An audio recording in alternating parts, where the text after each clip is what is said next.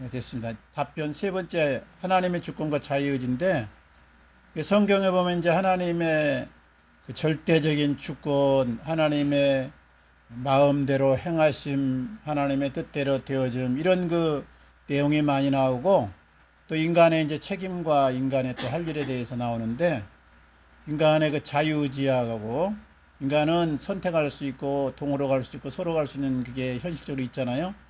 그거하고 하나님의 절대적인 주권하고 어떻게 이렇게 같이 충돌 없이 되어 수 있는가, 이거에 대한 그 말씀의 내용입니다. 첫째는 이제 세상의 모든 것은 하나님의 주권 아래 있다.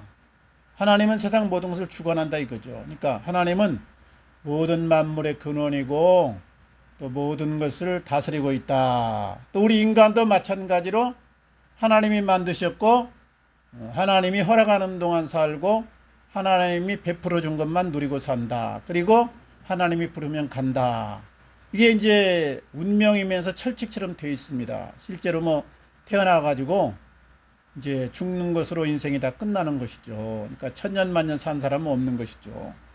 이제 하나님의 그 계획 아래 우리 인간의 개인의 삶도 나라의 것도 모든 역사가 하나님의 시간편에 다 있어요. 그래서 다니엘서 보면 느부갓네살왕이 이제 큰 신상에 대한 꿈을 꾸는데 뭐 머리는 금이고 그다음에 뭐 은이고 도시고 이제 밑에 철로 내려가서 마지막에 이제 진흙이 있다.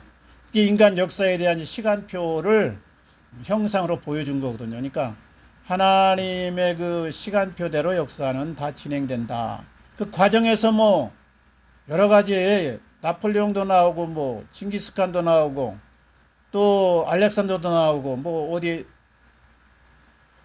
이집트도 있고 헬라도 나오고 그러는데 그건 하나 인간의 이제 보이는 현상이고 실제는 하나님의 주권에 의해서 그렇게 인간 역사가 처음부터 계획되고 다 그렇게 처음 시작부터 종말까지 다 시간표가 짜여 있다. 이것이 성경의 이제 가르침이다 이거죠.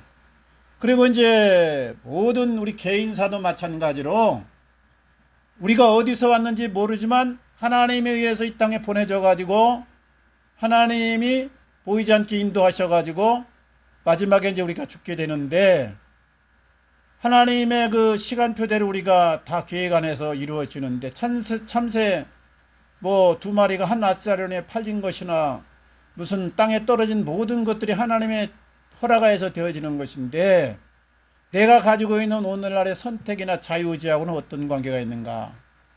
이제 근데 우리 인간에게 또 자유의지가 있다는 이 말씀을 많이 합니다. 그래서 모든 것이 하나님의 주권 안에 있으니까 하나님께 다 하자. 나는 그냥 가만히 있자. 그러면 자세가 안 돼 있는 거죠. 이 신앙 그게 아니니까. 이제 보세요. 하나님이 사람을 만들어서 자기 마음대로 쓰신다. 토기장에 비유해서 말씀하잖아요. 에레미야 18장에도 나오고 로마서 9장에도 나오는데 하나님이 흙을 가지고 어떤 그릇을 만들 것이냐 그 권한이 없겠느냐 있다 이거지. 한 사람은 대통령으로 또 한 사람은 목사로 아니면 또 한 사람은 상인으로 모업으로 이렇게 빚어가지고 이 세상을 다양하게 이제 이끌어 가도록 그렇게 유지하도록 쓰실 권한이 있다. 그게 다 하나님의 주권 아래 있다 이거죠. 그러니까 그것 가지고 시비하지 말라 그렇게 했잖아요. 그런데 거기서 우리 인간은 그럼 뭐냐? 하나님의 원 그 각본대로 말이죠. 하나님이 막힌 젓갈대로 그대로 진행된다고 하면 내가 무슨 선택권이나 내가 노력할 것이 뭐 있느냐 이런 의아심을 갖게 되잖아요. 그런데 이 자유의지가 분명히 주어져 있어요. 또 인간에게는. 그래서 하나님이 자기의 마음을 따라서 긍휼을 베풀 자에게 긍휼을 베풀고 완악하게 할 자를 완악하게 한다. 바로에 대해서 이제 모세에게 이렇게 말하잖아요. 완악하게 해가지고 내가 그 10가지 재앙을 통해서 나의 위대함을 드러내고 이제 그 다음에 구출할 것이다. 그럼 바로는 뭐예요? 이거 바로는 악한 그릇으로 쓰임 받기로 이미 예비됐으니까 뭐 이건 자기 의지하고는 상관없이 말이지 그렇게 자기도 모르게 이렇게 끌려가는 거니까 참 억울할 수 있잖아요. 그래서 이게 참 애매한 문제입니다.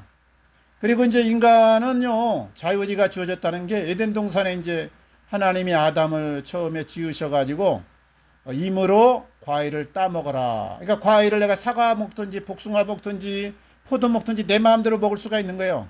하나님의 각본대로 오늘은 사과 먹게 돼 있고 내일은 포도 먹게 돼 있고 이게 아니라 이거죠. 임으로 따먹을 수 있어요. 그리고 선악과를 중앙동산에 두시고는 먹지 마라. 그런데 먹지 말라 했으면 이제 못 먹게 딱 막아버렸으면 좋은데 임으로 또 따먹을 수 있게 해놨단 말이죠. 그래서 하와가 따먹을 때 아무 소리도 안 하셔. 또 아담이 또 그 받아먹을 때도 아무 소리도 안 하셔. 그리고 뒤늦게 너 왜 따먹었냐 이제 이렇게 하시니까 이게 처음부터 따먹게 해가지고 그 다음에 이제 실족시켜가지고 에덴에서 쫓겨나게 해가지고 이제 무화과나무 입으니까 이제 양을 잡아서 가죽 옷을 입혀가지고 예수의 모형으로 이제 이렇게 한 건데, 그러면 하나님이 선악과를 힘으로 먹게도 하시고 자유지를 주셨고, 그리고 또 그것으로 인해서 부끄러움을 알고는 치마를 무화과 잎으로 이제 치마를 해 입었을 때 가죽 옷을 입혀가지고 예수 그리스도를 이제 상징하는 구원의 역사를 이룰 것을 미리 다 계획하신 것 같은데, 그럼 인간은 뭐냐? 로봇처럼 그냥 그렇게 입력된 대로 한 거냐? 이런 그 애매한 그 문제가 도출되잖아요.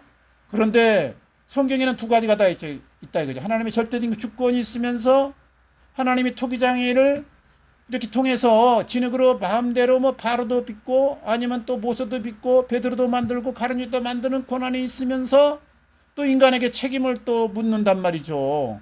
그러니까 이게 두 가지 흐름이 다 있다. 일단은 그래서 하나님의 절대 주권과 인간의 자유의지가 성경에 나와 있다 이거죠. 다 있어요. 그래서 또 하나님께서 이스라엘 백성들을 선택하셔가지고 그 신명기 와서 이제 출애굽을 시켜서 마지막 가나안 땅에 정착하기 전에 모세를 통해서 이제 고별 선교하면서 그리심산하고 이제 예발산 그걸 놓고는 너희 앞에 생명과 그리고 사망을 두었다. 너희 앞에 축복과 저주를 두었다. 너희가 선택하라 이거예요. 선택하라. 네? 선택하라. 그러니까 자유의지를 주셨단 말 아니야 이게. 내가 생명을 붙잡을 수도 있고 사망을 붙잡을 수 있다. 내가 하나님의 저주를 택할 수도 있고 내가 하나님의 축복의 줄기를 잡을 수도 있다. 자유의지를 분명히 주셨단 말이죠. 주셨단 말이에요. 그리고 여호수아가 이제 가나안 땅에 들어가서 그 땅을 정복하고 이제 그 백성들의 두령을 모아가지고 마지막 유언하잖아요. 나 여기 이방 신이 참 많고 헛된 것을 많이 섬긴 사람이 많았는데 나는 오직 여호와 하나님만 섬긴다. 나와 우리 집은 오직 여호와 하나님만 섬기라. 너희들은 자유가 있다. 이방신을 섬기든지 나를 따라서 여호와 하나님만 섬기든지 선택하라 이러잖아요. 그러니까 자유의지가 있다 이거죠. 자유의지. 이쪽으로 갈 수도 있고 저쪽으로 갈 수 있다. 내가 오늘 동으로 가도록 설계해 놓지 않았다. 서로도 갈 수 있는 이 자유가 있다 이거예요. 그냥 로봇하고는 틀린 거죠. 로봇은 입력한 대로 하는 거예요. 이거. 시킨 대로 하는 거예요. 프로그램 된 대로 하는 거예요. 사람은 아니에요. 자유의지가 있어요. 그런데 이 자유의지와 하나님의 주권과 무슨 이 연관이 있느냐?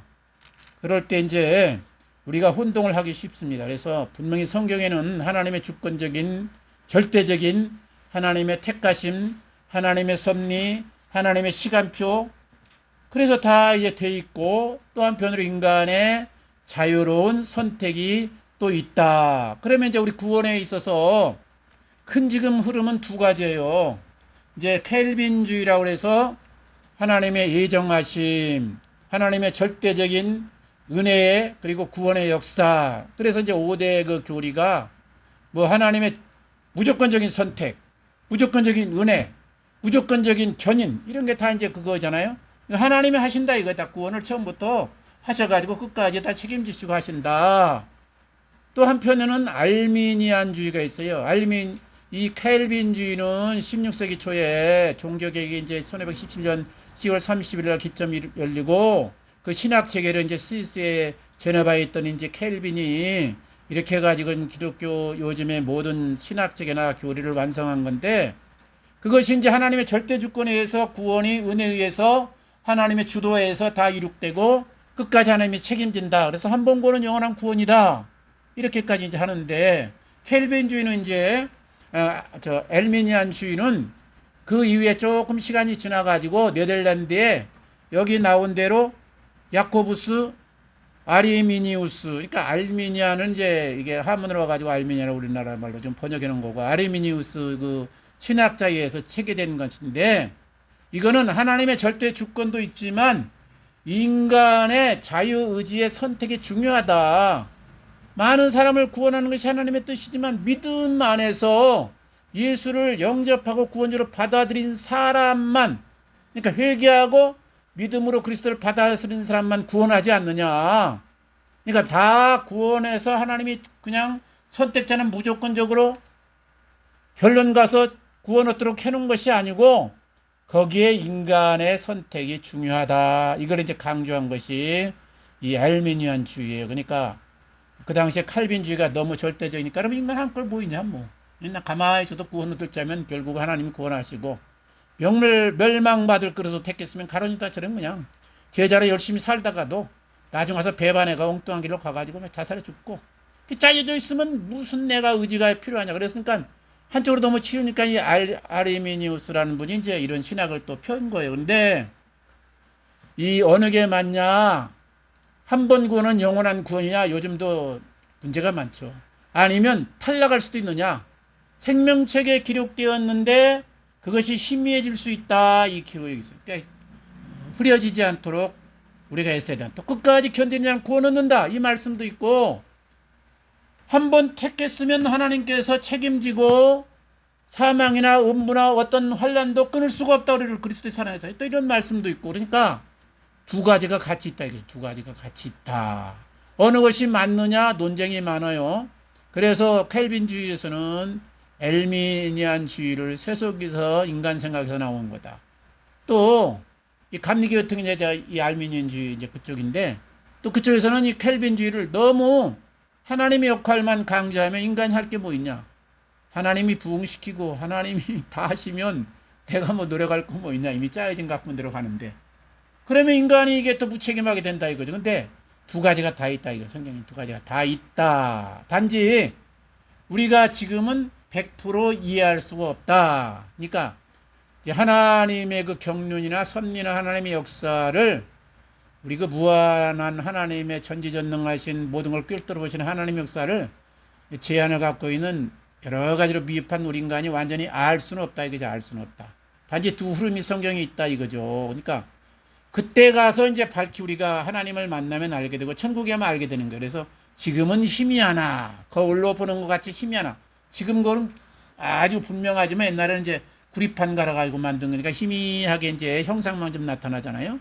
그러니까 그렇게 말씀한 거예요. 그래서 100% 알려고 하지 말아라. 삼위일체, 성경에 삼위일체는 말 없습니다. 근데 이제 그 켈빈이 이제 이걸 완성했는데 삼위일체라는 것을 이제 여러 성경 구절을 해가지고 그 반대파가 있어요. 삼위일체가 성경에 어디 있느냐? 뭐 그거 나는 인정 못한다니까 가서 말이지 죽였는데 화형을 시켰는데요. 그러면 안 되지 이거. 켈빈이 실수한 거죠. 예? 아주 잔인한 방법으로 제일로 그냥 그 죽을 때 고통스러운 건 십자가하고 화형인데 그것도 서서히 그냥 몇 시간에 걸쳐서 이게 태워 주겠는데요. 그러면 안 된다 이거죠. 신학이라는 것은요. 이제 오늘은 완성됐기 때문에 우리가 이게 절대적인 것처럼 사람들이 받아들이는데 원래는 인간이 이렇게 체계화되고 이해하기 쉽게 성경의 흐름을 간추려 가지고 처음에 이제 믿을 때 제대로 잘 믿게 하기 위해서 이렇게 세우는 거거든요. 근데 이것은 하나의 신앙의 틀이에요, 틀. 근데 이 틀이라는 것은 껍질이거든요. 그러니까 이거는 알맹이를 취하면 꽤 부셔야 되는 거예요, 이게. 알맹이가 이게 취했는데 계속해서 껍질만 붙들고 있으면 이게 어떻게 되는 게 이거 올무가 되는 거예요, 이게. 그래서 상품으로 말하면 포장지가 필요하긴 하지만 운반할 때까지 소비자에게 갈 때까지 필요하긴 하지만 소비자에게 일단 전달되었으면 그걸 깨야지 안 깨고 계속 가지고 있으면 안 되는 거죠. 그래서 신학이라는 건요. 이게 껍질입니다. 껍질. 이거 체계입니다. 체계. 하나의 신앙을 집어넣기 위해서 우리가 과정에서 필요한 거예요. 그런데 나중에는 이 신학이 없어져야 되는 거예요. 없어져야 돼. 구약의 율법을 지키려고 바리새인들이나 서기관들이 거기다 여러 가지 틀을 안식시키는데 뭐 오리 이상 가지 마라, 불 피우지 마라, 뭐 엘리베이터 몇 층 이상 올라가지 마라, 뭐 이상한 것 만들어가지고 말이지. 그거 아주 올무 쉬운 거 아니에요? 그거? 똑같습니다. 오늘날 신학이. 신학이 갔다 가면 사람 잡는 거예요. 뭐 삼위일체 인정 안 했다고 그걸 가지고 화형을 시키면 이게 완전히 엉뚱한 거지. 하나님의 사랑과 공의를 다 말살하는 거지 뭐예요 이게. 그리고 예정론이 중요한 것처럼 또 알메니안도 중요하다고 얘기해. 우리가 우리의 책임을 감당해야 된다고요. 근데 이건 맞으니까 이 알메니안은 이단이다. 그래가지고 옛날에는 이단이면은 나라의 이 정권하고 종교하고 같이 가니까 화형시키고 죽였잖아요. 그게 뭡니까? 기독교의 제약사가 근데 가장 이게 많이 죽인 게 이방인들이 죽인 게 아니고 저 이슬람이 기독교인을 죽이지 않았어요. 별로 안 죽였어. 그리고 자체적으로 많이 죽였어. 천주교가 개신교 많이 죽이고 개신교가 천주교인 많이 죽이고 성공회가 또 뭐 죽이고 기독교인끼리 그런 거예요. 이게 율법에 매어가지고 이 말이지 틀에 매어가지고 신학에 매어가지고 엉뚱한 짓 많이 했다고요. 저기 빅토리아 여왕하고 또 엘리자베스 양 서로 이제 적대적 관계 내지는 이제 경쟁자인데 서로 죽였잖아요. 서로 죽여. 하나님의 이름으로 갖고 죽인 거예요. 이게 서로가. 그래서 순교자가 많은 거예요. 이게 참 부끄러운 그 죄악사입니다. 기독교의 죄악사. 그러니까 여기서 우리 흐름이 있다는 걸 알고 요즘도 이단 논쟁이 많아요. 이단 논쟁이.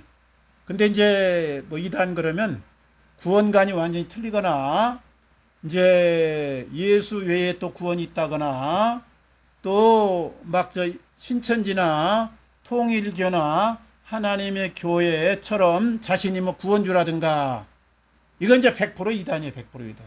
그런데 저 인천에 사랑침례교회 정동수 목사가 킹제이스 성경을 뭐 그렇게 추정하고 말세론이 좀 틀린다 그래서 이단이다. 유광수가 다락방 하는데 그게 좀 약간 삐딱하게 전파한다. 이단이다. 뭐 아무개가 이단. 이런 거는 집안 싸움이다. 집안 싸움. 이 세력이 좀 약하니까 그냥 몰아붙이는 거예요. 그냥. 왜냐 자꾸 교인 뺏기니까 그냥 이쪽에서 그냥 열받아 갖고 그렇게 한 거예요. 그러니까 그러면 안 된다 이거지. 같이 하나님 나라를 이뤄가는 그리고 절대 어떤 교단이나 개인적인 탑을 쌓지 말고 예? 이게 천주교는 말빨이 섭니다. 개신교는 말빨 안 쓰잖아요. 이게 교황 한마디면 막 세계 이 대통령들도 세계 나라들도 그냥 벌벌 떠는데 개신교 이 총회장이 말하면 말빨이 안 써요. 자기들끼리 치고받거든 자꾸. 그러니까 그런 거 가지고 말이지 자꾸 트집을 잡아가지고 하나님 나라를 무너뜨리면 안 됩니다. 그래서 신학은 제가 보기에 예정론도 마찬가지고 삼일체도 마찬가지고 모든 신학체가 다 잡혀 있는데 필요하긴 하지만 신앙을 온전히 가질 때는 깨부셔야 되는 거예요. 깨부시도. 삼일체론에 매 있으면 안 되는 거예요. 이게 예정론에 아니면 칼빈주의에 매 있으면 안 되는 거예요. 이게 그러면 이게 뭐 성령도 부인하고 말이지 또 뭐 방언도 어떤 데서는 꼭 필요하다고 그러고 어떤 데서는 또 엉뚱하다고 그러고 다 하나님이 유익해서 이제 주신 거니까 유용하게 하면 되고 또 안 받은 사람은 안 받는 데서 하나님이 다른 사람한테 주셨나 보다 은사 주었다 이렇게 여기면 되는데 이것도 논쟁이 많고 말이죠. 이런 쓸데없는 것에 이렇게 분열돼 가지고 개신교가 힘을 많이 잃고 하나님의 나라를 세우는 것이 아니라 오히려 무너뜨리는 일이 많은 거죠. 그래서 우리가 이제 여기 할 것은 우리가 가져야 될 자세는 뭐냐? 하나님은 우리를 사랑하시고 우리를 택하셨다. 이건 맞아요. 그러니까 그냥 믿어요. 그냥 믿어. 예?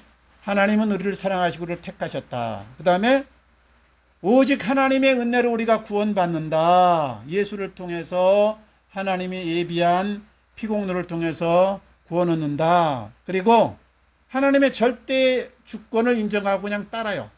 그리고 하나님을 늘 말씀을 따라서 지혜로운 결정을 선택해 나가는 것이 중요한 거예요. 지혜로운 결정. 이게 하나님의 말씀은 있는데요. 이것을 현실 삶에서 내가 어떻게 적용하냐 이게 참 어려운 문제거든요.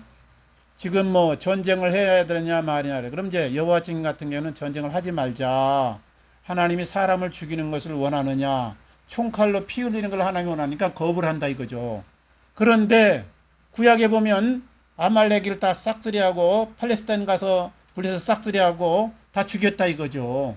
그 신약의 원수까지 사랑하고 뭐 오른뺨을 때리고 왼편까지 돌려달라 그러는데 적군이 쳐들어와서 우리 다 강탈하는데 북한 공산당이 쳐들어와서 우리 다 죽이는데 우리가 그러면 이것 달라고 해서 적까지 내주면서 예 알았습니다 따라야 되느냐 이런 거 현실적인 문제가 참 많이 따라요. 그럴 때 이제 적용하는 것이 하나님 말씀 어떻게 적용할 거냐 그런데 전쟁에 관해서는 여러 가지 의견이 있어요. 해야 되냐 말아야 되냐. 근데 내 목숨이나 하나님의 정의나 하나님의 사랑의 역사를 파괴하는 데는 내가 희생함으로 피를 흘릴 각오를 해야 된다.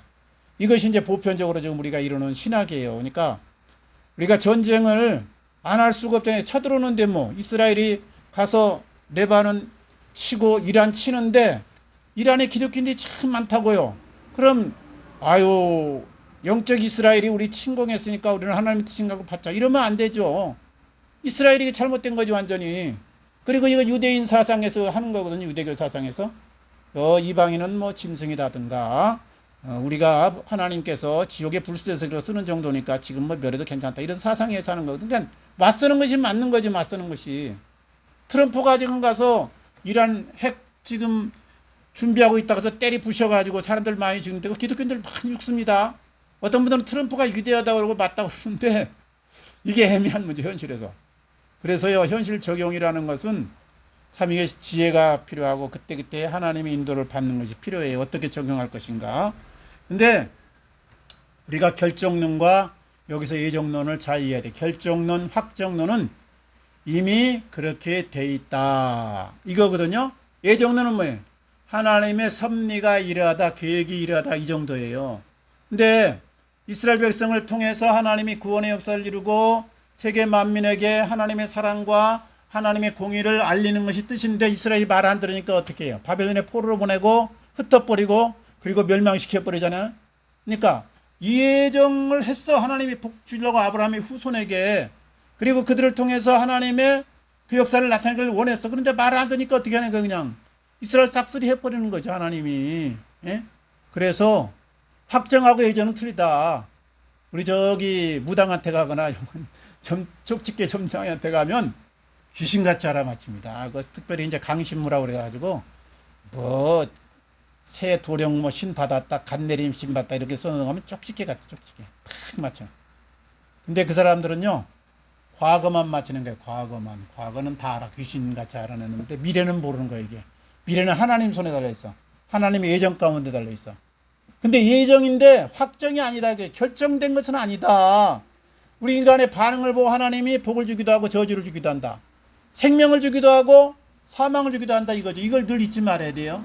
하나님 안에서 예정이다. 예정. 그래서 죄 지면 벌 받는 거고 죄 안 지면 벌 안 받는 거고 또 하나님이 구원하기로 했지만은 엉뚱한 짓 하면 탈락시킬 수도 있고 하나님의 주권이다 이렇게 정도만 알고 그냥 가야지 하나님이 택했으면 무조건 나는 뭐 구원 얻는다 한 번 구원은 영원한 거지 이렇게 맹신하고 확정처럼 생각하면 안 된다 이거죠. 우리 인간의 자세가 중요하다. 그 다음에 이제 우리의 구원은 전적으로 하나님의 은혜고 선물이에요. 그러니까 하나님이 예수 그리스도 통해서 이미 완성했고 우리를 믿음이라는 것을 통해서 가장 손쉬운 방법 돈이나 뭐 공로 그런 거 아니고 가장 손쉬운 믿음을 통해서 얻도록 해놨다.